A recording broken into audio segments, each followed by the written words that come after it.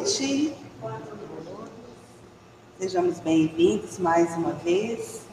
A gente vai dar início à palestra da noite. E a mensagem que eu abri do livro Episódios Diários é a mensagem 21, Doenças. Vou ler um trechinho, depois quem quiser conhecer, é só buscar o livro, né, para ver a mensagem completa.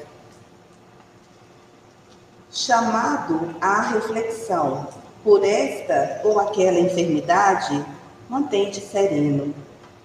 Vitimado por uma ou outra mutilação, aprofunda o exame dos teus valores íntimos e busca retirar da experiência as vantagens indispensáveis. Surpreendido pelos distúrbios da roupagem física ou da tecelagem no sistema eletrônico do psiquismo, tenta controlá-los e, mesmo lutando pela recuperação, mantém-te confiante. Nós convidamos a todos para fecharmos os olhos, elevar nosso pensamento ao alto e permitir que este sentimento de gratidão possa invadir o nosso coração, os nossos pensamentos, lembrando sempre a bênção da vida, da oportunidade bendita de estarmos aqui tentando mais uma vez. E assim, Senhor, nós te agradecemos imensamente pela bênção da doutrina espírita a iluminar os nossos caminhos, pela bênção da oportunidade de podermos recomeçar todos os dias. Pedimos, Mestre, que neste instante o nosso orador da noite seja iluminado e inspirado para que as suas palavras, as suas reflexões falem fundo nos nossos corações. Obrigada por tudo, envolva-nos hoje e sempre, que assim seja. Quem vai falar para nós hoje é o Nelson, quem conhece, né? Nelson Céu. Ele vai falar para nós do capítulo 16, não se pode servir a Deus pelo amor. Boa noite a todos.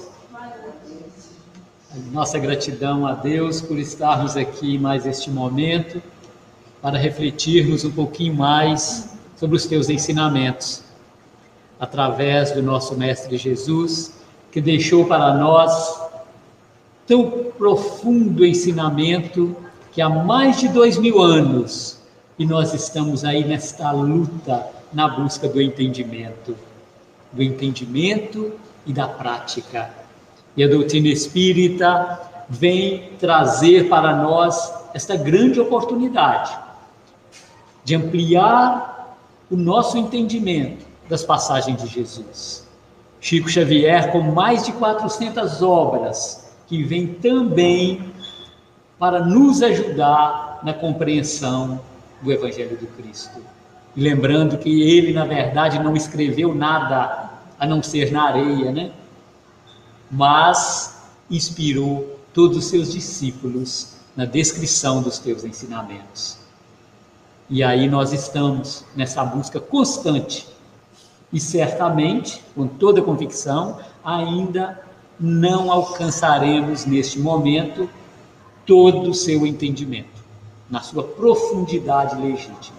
É o que nós, no momento, temos condição, através da reflexão espírita, de entender. E hoje, na reflexão deste capítulo 16 do Evangelho segundo o Espiritismo, não se pode servir a Deus e a Mamon. Então, nós vamos ver que esse capítulo, ele tem vários itens, não dá para expressar todos aqui em 50 minutos.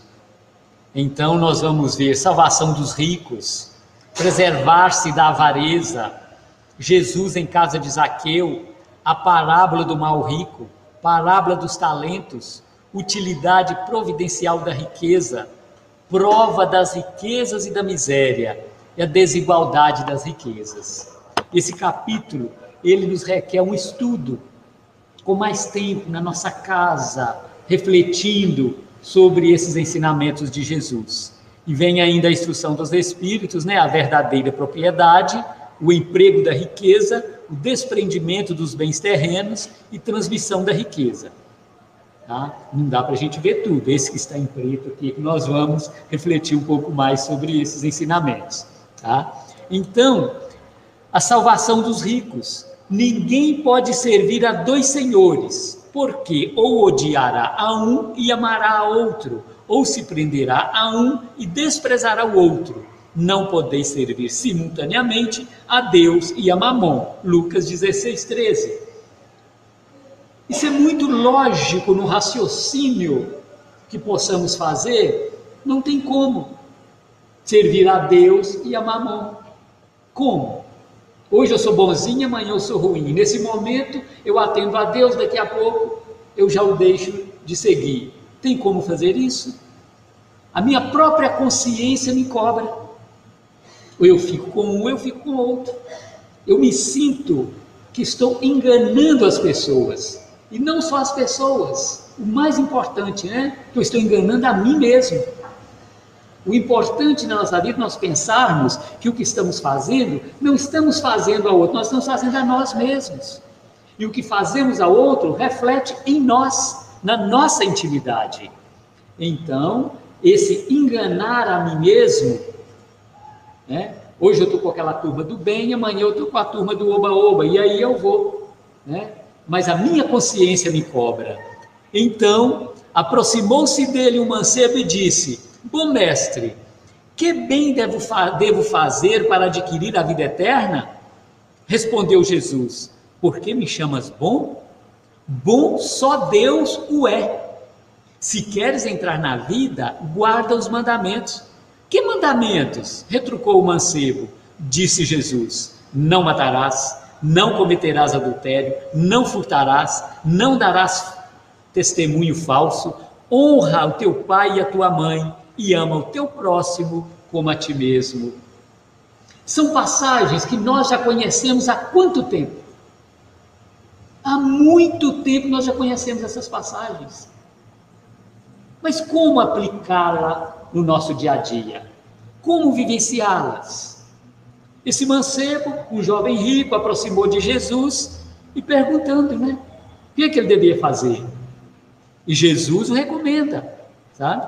Cumpra os mandamentos. E esses mandamentos nós conhecemos desde quando, gente? Desde criança, né? Muitos de nós aqui presentes, quando em outras religiões também, todas pregam esses mandamentos. Então nós vamos ver que é coisa muito antiga no nosso conhecimento, mas no nosso entendimento. Como que nós entendemos esses mandamentos? E como que nós procuramos vivenciá-los? Isso é cada um de nós com a nossa consciência. Refletir sobre nossas atitudes. Preservar-se da avareza. Então, no meio da turba, um homem lhe disse: mestre, dize a meu irmão que divida comigo a herança que nos tocou. Jesus lhe disse: ó homem, quem me designou para vos julgar ou para fazer vossas partilhas? E acrescentou: tende o cuidado de preservar-vos de toda a avareza, porquanto, seja qual for a abundância em que o homem se encontre, sua vida não depende dos bens que possua. Olha a profundidade. Tende o cuidado de preservar-vos de toda a avareza, porquanto, seja qual for a abundância em que o homem se encontre, sua vida não depende dos bens que possua. Jesus refletia sempre na nossa vida no plano espiritual, na vida maior. Tudo que nós estamos fazendo aqui, nós estamos semeando para colhermos pós esta passagem pela terra. Então, este homem que queria que Jesus julgasse, né, as suas heranças, os seus direitos, e Jesus é sincero: homem, quem me designou para vos julgar ou para vos fazer vossas partilhas? Ele não estava aqui para isso. Mas como era um homem de credibilidade, todos estavam confiando nele, aquela turma que eu seguia, Ele tinha muita credibilidade, né? Então aquele usou disso aí para resolver um problema particular dele. E Jesus dá uma sábia resposta, né? E quando se fala da avareza, né? Cuidar de toda a avareza, nós lembramos daquele jovem rico que questionou Jesus, né? A passagem anterior, Jesus fala os mandamentos, ele fala que segue os 10 mandamentos. E o que Jesus fala? Vai e vende tudo que tens e segue-me. Ele fez isso? Não. Simplesmente baixou a cabeça e saiu, porque ele possuía muitas fortunas. Então nós às vezes pensamos que já estamos preparados para seguir Jesus, para cumprir os teus mandamentos. Mas a gente fica visualizando no outro. Não, fulano se diz espírita, fulano se diz evangélico, olha a vida dele. Mas eu, como estou? Com o que eu já conheço, como está a minha vida? Como estão as minhas atitudes diante dos desafios? Vá, vende tudo que tem e segue-me. Nós faríamos isto? Então são coisas que nós devemos trazer para nós, antes de criticar, antes de jogar pedra. Disse-lhes a seguir esta parábola: havia um rico homem, cujas terras tinham produzido extraordinariamente, e que se entretinha a pensar consigo mesmo assim: que hei de fazer, pois já não tenho lugar onde possa encerrar tudo que vou colher? Aqui está, disse, o que farei? Então ele raciocinou em cima daquela demanda, né? Eu vou colher tanto e não tenho onde guardar. E o que ele fez? Quebrou seu paiol, construiu um paiol, né? Um depósito enorme. Paiol é lugar que guarda os mantimentos, né, gente?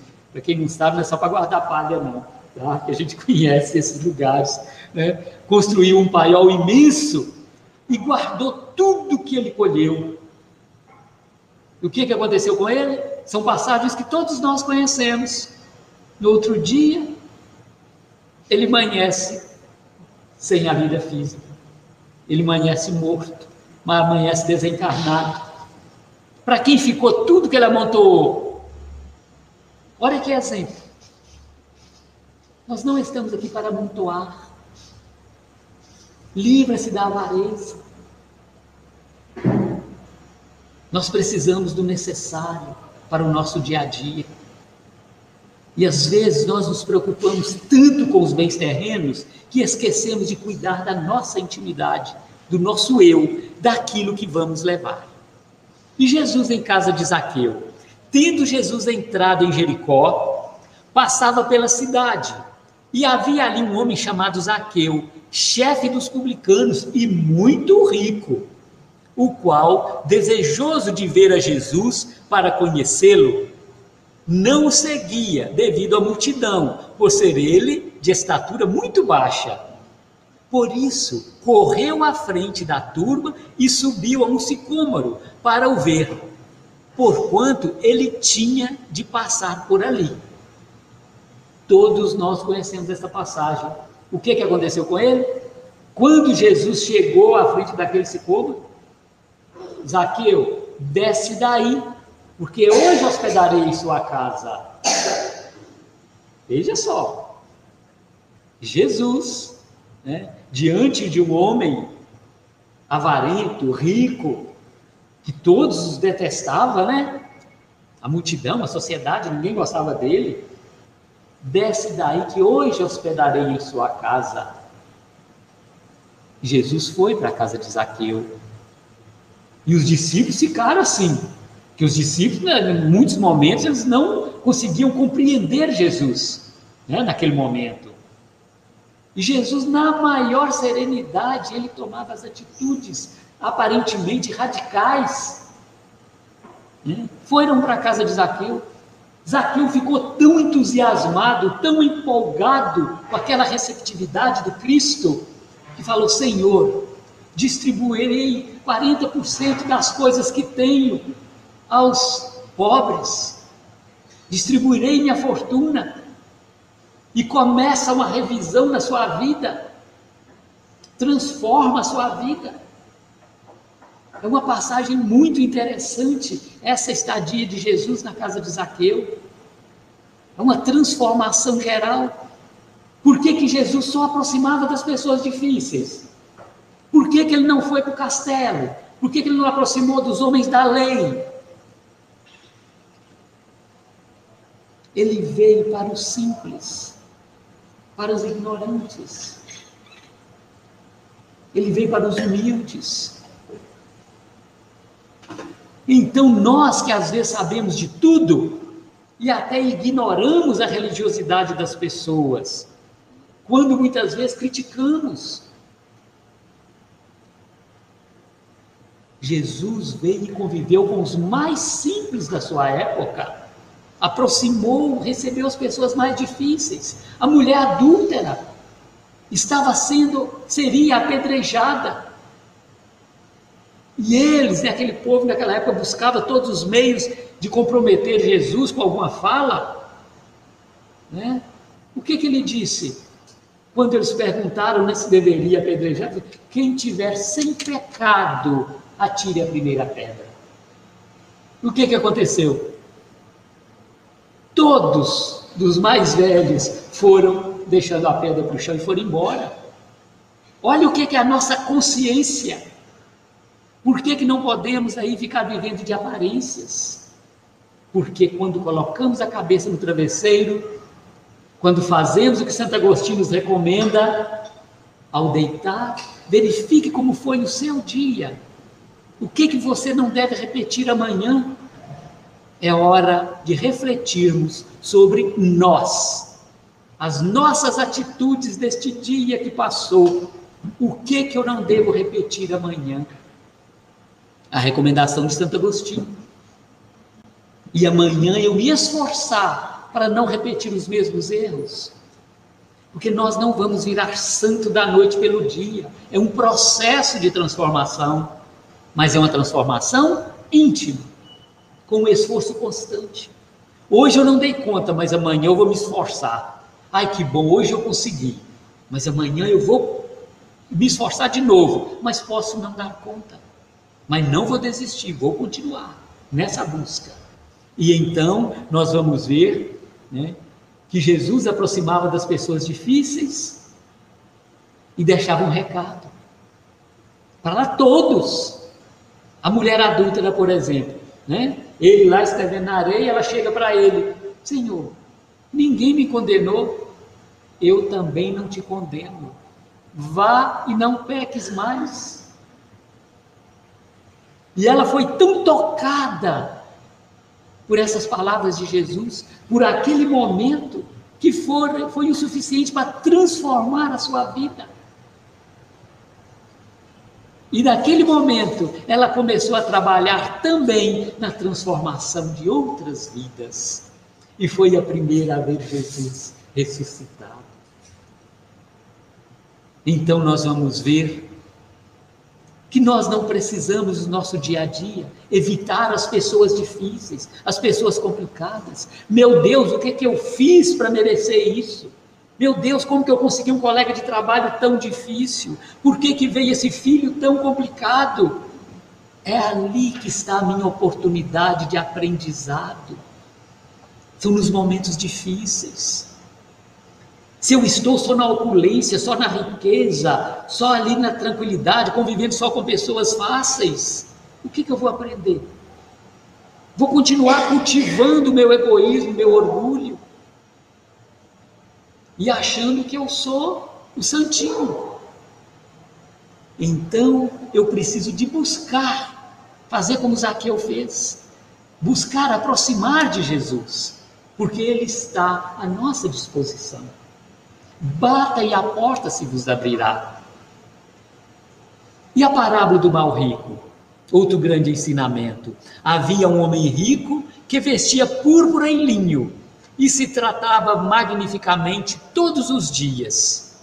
Havia também um pobre chamado Lázaro, deitado à sua porta, todo coberto de úlceras, que muito estimaria poder mitigar a fome com as migalhas que caíam da mesa do rico. mas ninguém lhes dava, e os cães lhe vinham lamber as chagas. Ora, aconteceu que esse pobre morreu e foi levado pelos anjos para o seio de Abraão. O rico também morreu e teve por sepulcro o inferno. São passagens também que todos nós conhecemos, né? E o que aconteceu com o rico? Quando ele viu Lázaro, né, lá no seio de Abraão, numa situação muito diferente da dele, porque ele estava numa região de sofrimento. Olha o que o orgulho, a vaidade, o poder, o dinheiro faz conosco, sendo mal utilizado. Nos leva para uma zona de sofrimento. É onde está a nossa sintonia do nosso egoísmo, do nosso orgulho, da nossa vaidade. Esta é uma sintonia com áreas de sofrimento. Se eu estou nesse nível, ao desencarnar, é a minha vibração, é a minha sintonia, eu irei para lá.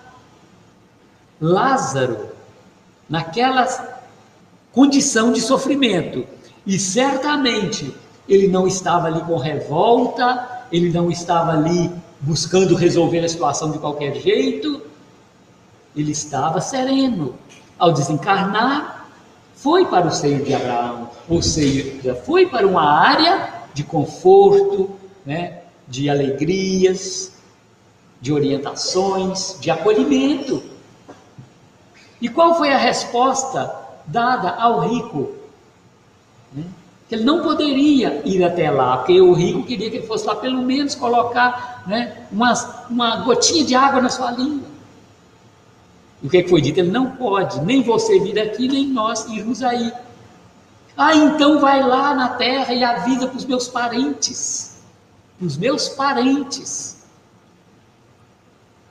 que realmente eles têm que se cuidar, eles têm que ser bons, eles têm que...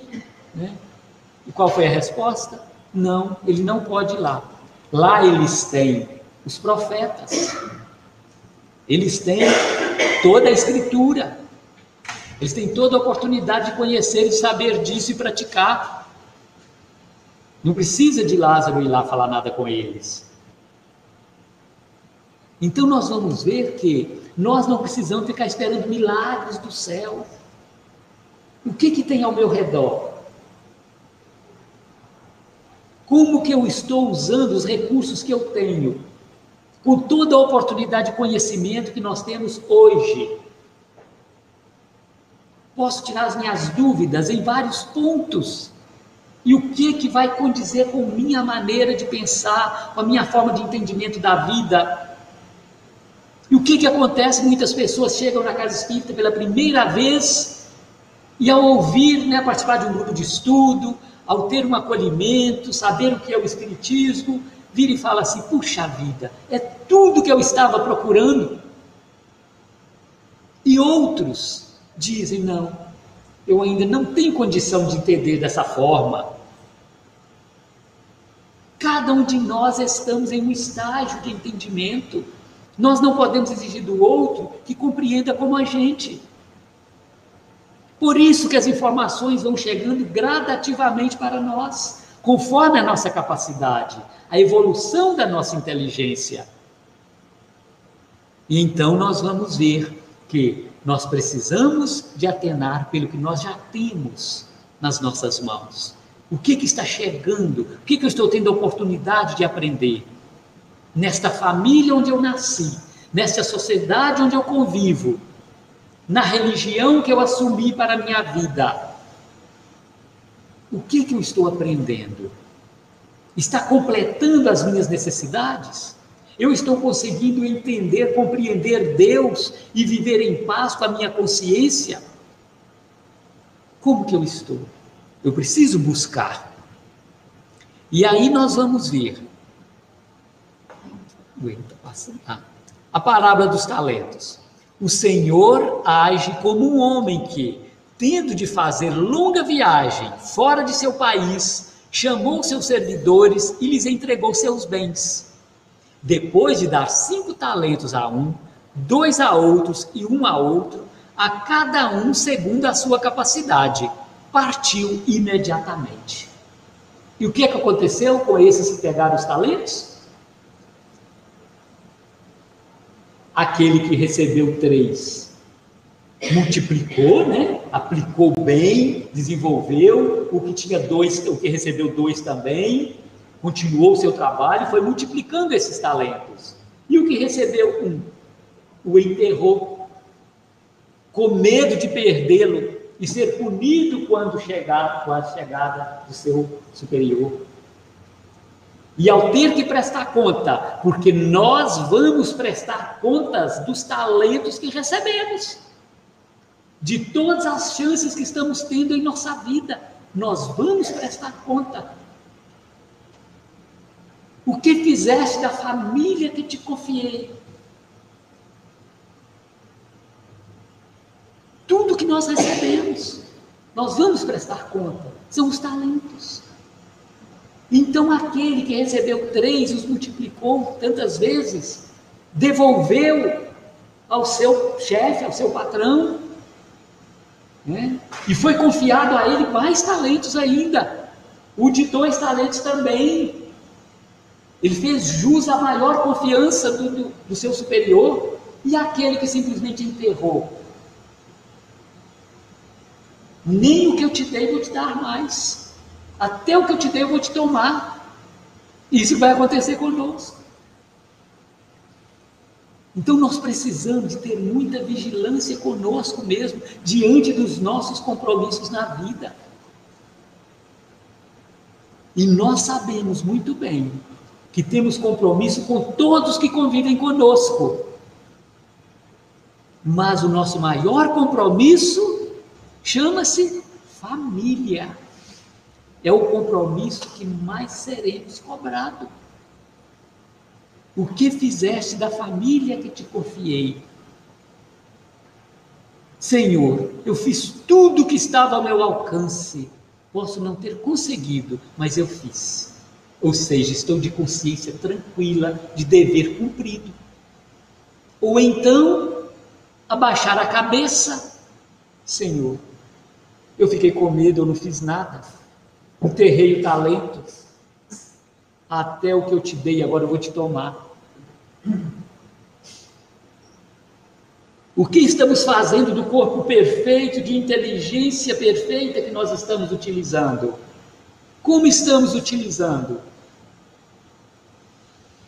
Se eu tiver que voltar aqui e ter menosprezado, no retorno aqui, eu tiver menosprezado esses dons, eu vou voltar sem eles. Às vezes cego, deficiente físico. De alguma forma eu voltarei aqui. Porque até o que ele me deu, eu vou perder. Porque eu fiz mau uso da minha inteligência, do meu corpo físico, da minha visão, da minha fala. Como que eu estou usando a minha fala? Para fazer fofoca? Para denegrir? Para desestimular as pessoas? Os meus olhos para ver o que não devo? Como que eu estou utilizando esses dons? Esses talentos recebidos? É uma análise íntima. Mas nós muitas vezes ficamos analisando o outro. Nossa, aquele fulano ali que morreu, faça a ideia, deve estar queimando no fogo do inferno. Nossa, porque ele fazia isso, ele fazia... O que eu estou fazendo? Só observando o outro? É uma análise muito profunda, gente.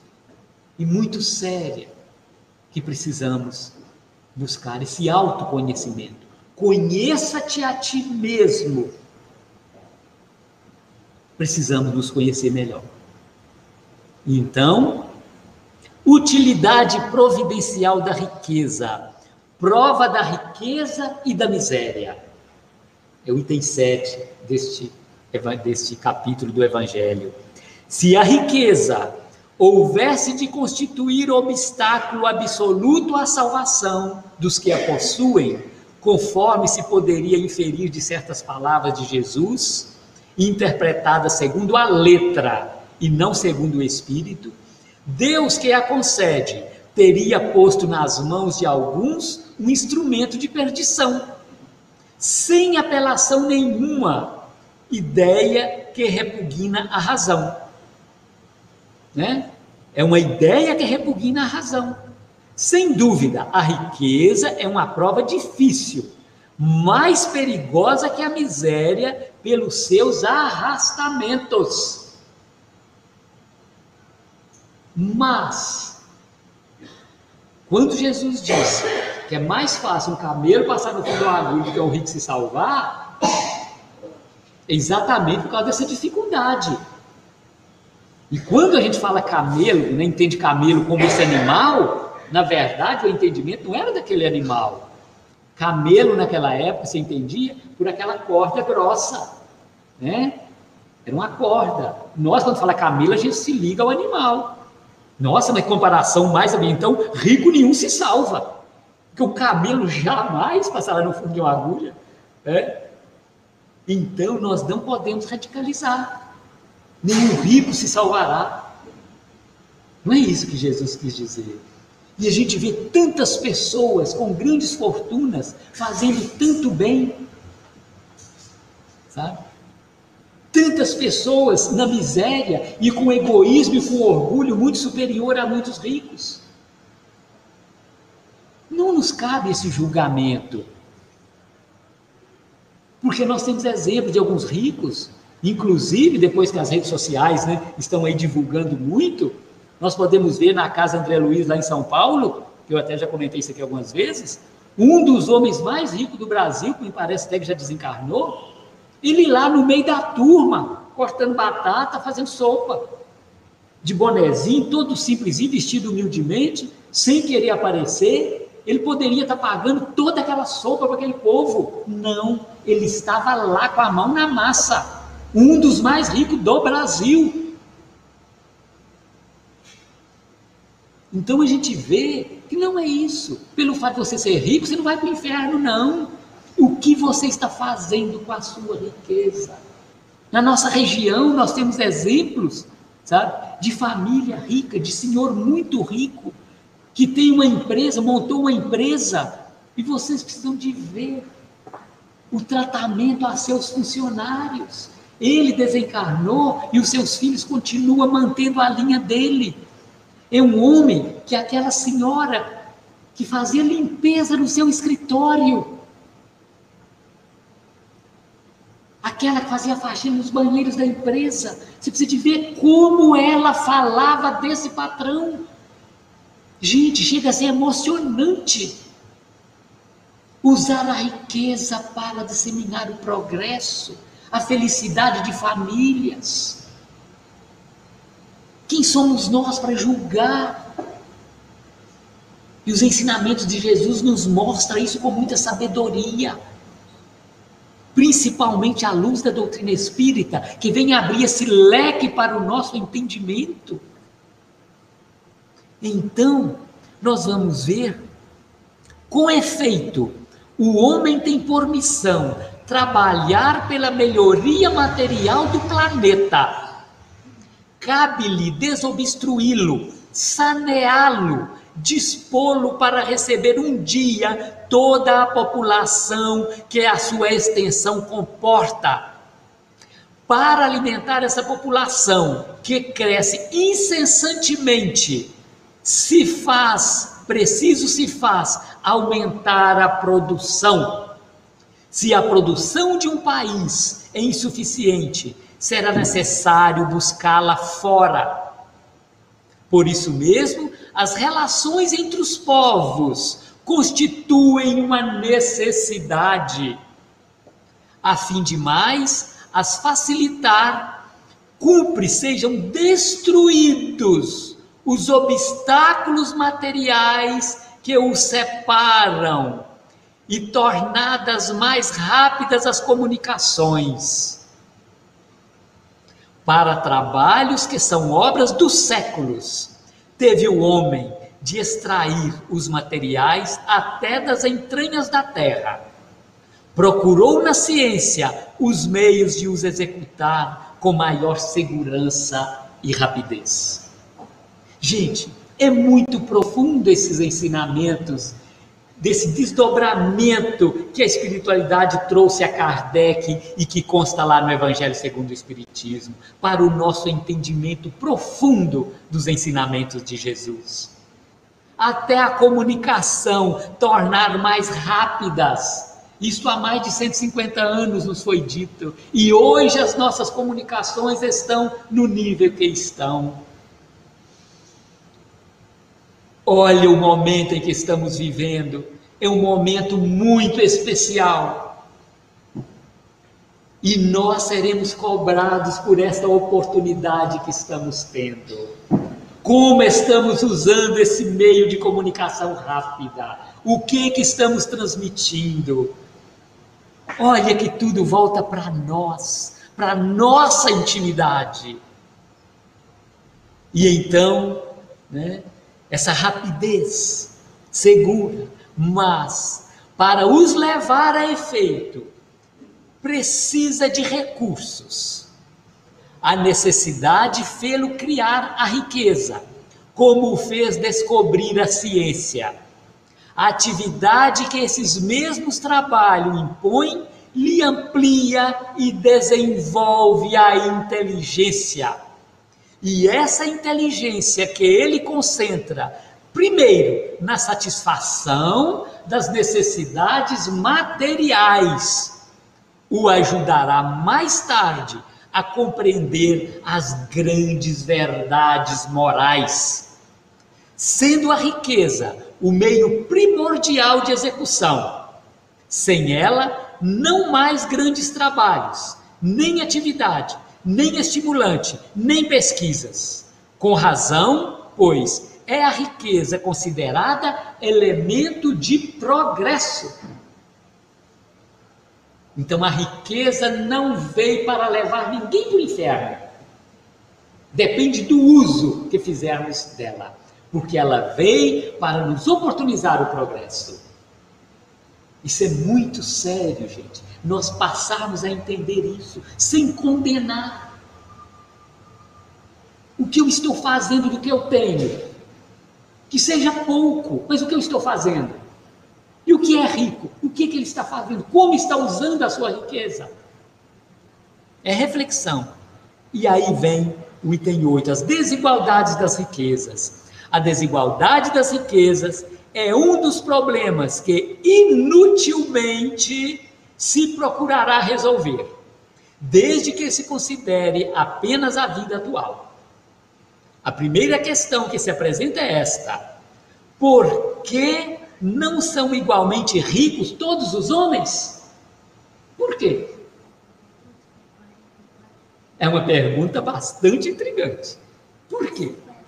Um pai soberanamente justo e bom, por que ele não fez todo mundo rico? Se é tão bom ser rico, por quê? Não são por uma razão muito simples: por não serem igualmente inteligentes, ativos e laboriosos para adquirir, nem sóbrios e previdentes para conservar. É, aliás, ponto matematicamente demonstrado que a riqueza, repartida com igualdade, a cada um daria uma parcela mínima e insuficiente, que, supondo efetuada essa repartição, o equilíbrio em pouco tempo estaria desfeito, pela diversidade dos caracteres e das aptidões, que, supondo-a possível e durável, tendo cada um somente com que viver, o resultado seria o aniquilamento de todos os grandes trabalhos que concorrem para o progresso e para o bem-estar da humanidade. Olha que clareza, gente. Se distribuir toda a fortuna da terra igualmente, dentro de pouco tempo, teremos as maiores dificuldades. E onde o progresso? Quem investiria? Quem faria pesquisas? Quem montaria empresas? Dá para imaginar? como seria o mundo? Ainda precisamos das desigualdades. É uma necessidade para o nosso crescimento. E a reencarnação vem fortalecer esse entendimento. É o ponto X.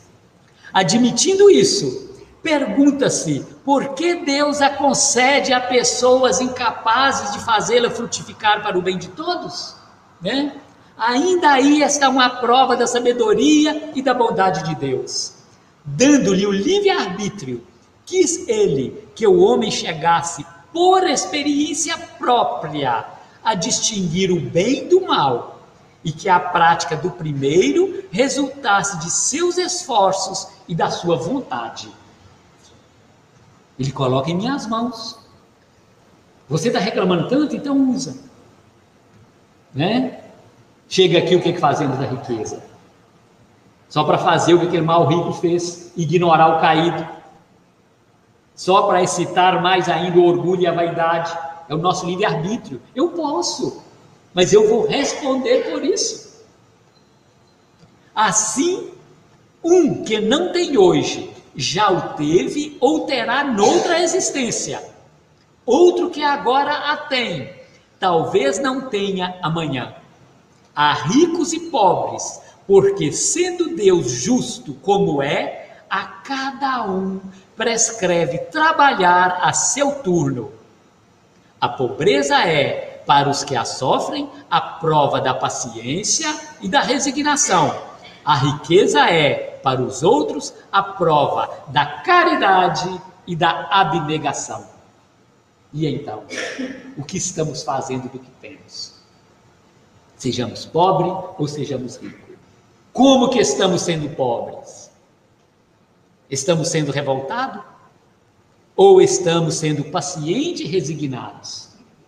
Se somos ricos, como estamos? Estamos sendo caridosos e abnegados? Todo o evangelho é para uma autoanálise, para a nossa reflexão íntima.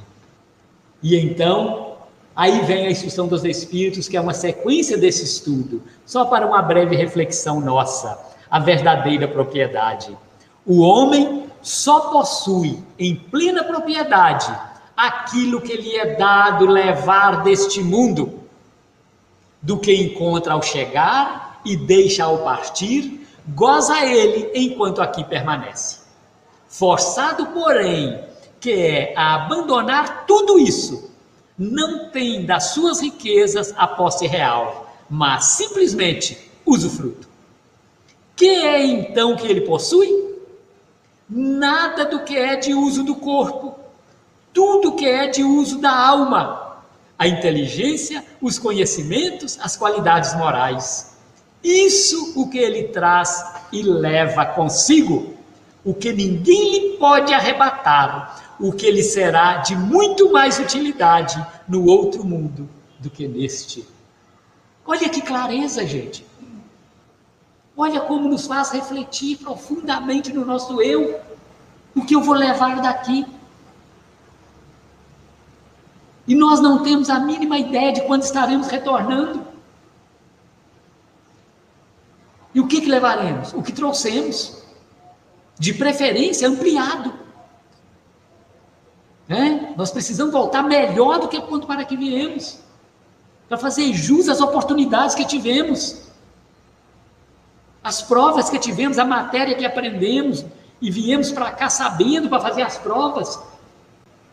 Qual é a nota que vamos levar para lá? Ou seremos reprovados? Teremos que repetir o ano?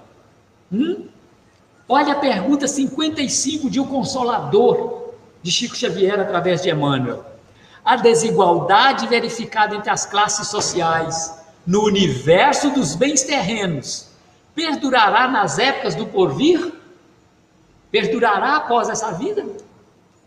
A desigualdade social é o mais elevado testemunho da verdade da reencarnação, mediante a qual cada espírito tem sua posição definida de regeneração e resgate.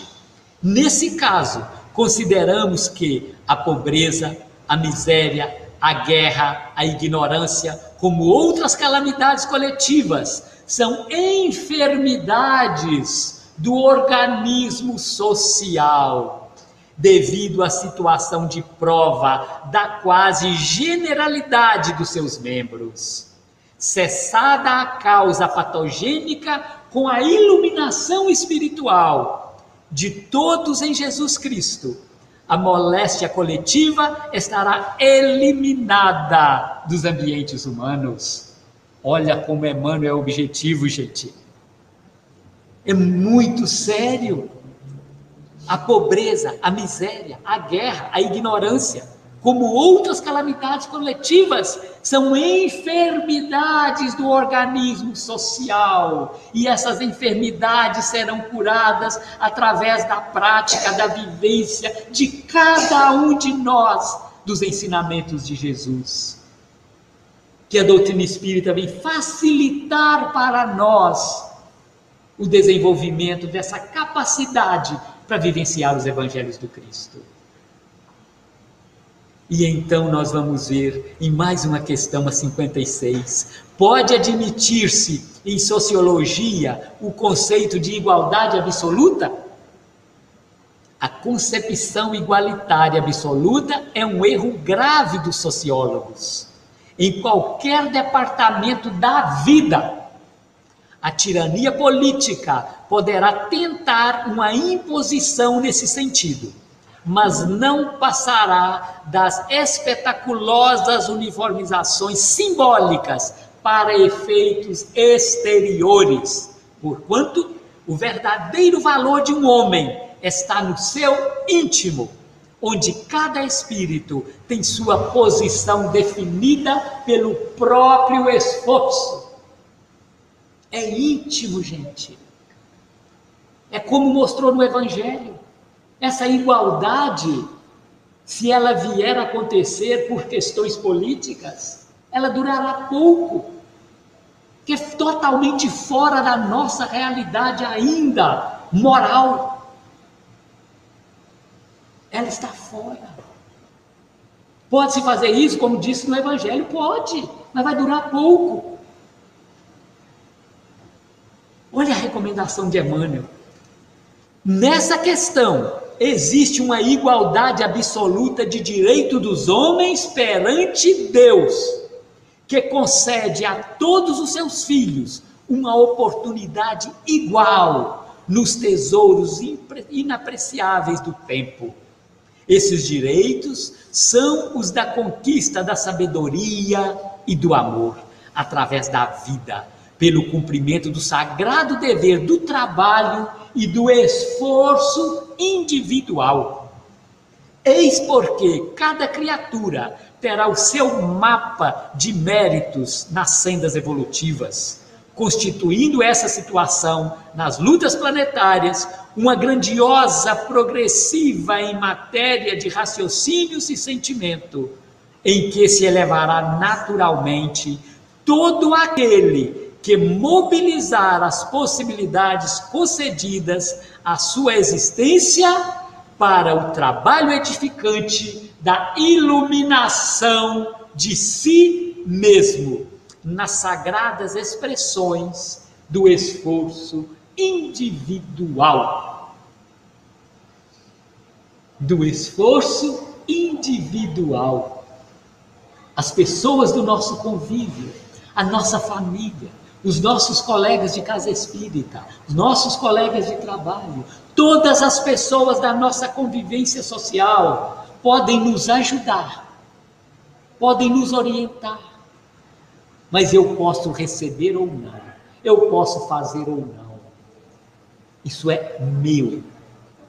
Então o esforço é íntimo, as pessoas podem me ajudar, me orientar, mas eu preciso executar na minha intimidade estas mudanças. Só eu posso fazer isso. E quando eu adentro a casa espírita, aqui eu encontro, ou em qualquer religião, que as minhas ideias se satisfazem, que a minha consciência fica em paz com Deus, eu estou no caminho. Agora, se eu consigo, se eu continuo me cobrando, eu preciso buscar. E quando eu busco, eu encontro. E quando adentramos uma casa espírita, aqui eu encontro um laboratório para desenvolver sentimentos. Os grupos de estudos, os grupos de trabalho. São esses laboratórios. Eu vou buscando conhecimento e vou exercitando o que eu estou conhecendo. Eu já passo a me vigiar diante das pessoas difíceis. Eu já passo a me vigiar diante de um trânsito complicado. Aquilo que eu fazia antes, de revidar. Eu começo a relembrar que olho por olho, dente por dente, é da época de Moisés. Olha onde nós estamos, gente. Olha aonde nossas atitudes ainda estão. Olho por olho, dente por dente, bateu, levou. É comigo, é assim. Não é? Muitos de nós. Quantas vezes fazemos isso? Na época de Moisés. E o que Jesus nos trouxe? Mostrar a outra face. Olha a diferença. E a doutrina espírita vem reforçar, para nós desenvolvermos em nós essa capacidade. Nós desenvolvemos através da prática do bem, aproximando das pessoas difíceis, fazendo o que o samaritano fez, aproximando das pessoas para conhecê-las, qual que é a sua necessidade. E quando eu aproximo, eu conheço. Tem pessoas que estão precisando da nossa paciência, está precisando que nós temos a capacidade de ouvi-las, de conversar mais. Quando eu aproximo, eu conheço. Eu dou o que eu tenho. O que eu não tenho, eu busco ajuda. Eu busco ajuda para aquela pessoa. Vou encaminhá-la, vou acompanhá-la. E nesse processo, eu estou desenvolvendo em mim a capacidade de amar. Aquele que antes eu revidaria, eu já consigo mostrar a outra face. Vou então aproximando dos ensinamentos do Cristo. Mas nós estamos tão apegados aos ensinamentos de Moisés que só sabemos revidar no mesmo nível. Então, quando fizermos isso, vamos lembrar, gente, eu estou ainda com Moisés, onde está Jesus em mim? E Jesus disse, se tiverdes fé do tamanho de um grão de mostarda, pode fazer o que eu faço e muito mais. Jesus em nenhum momento ele se colocou especial.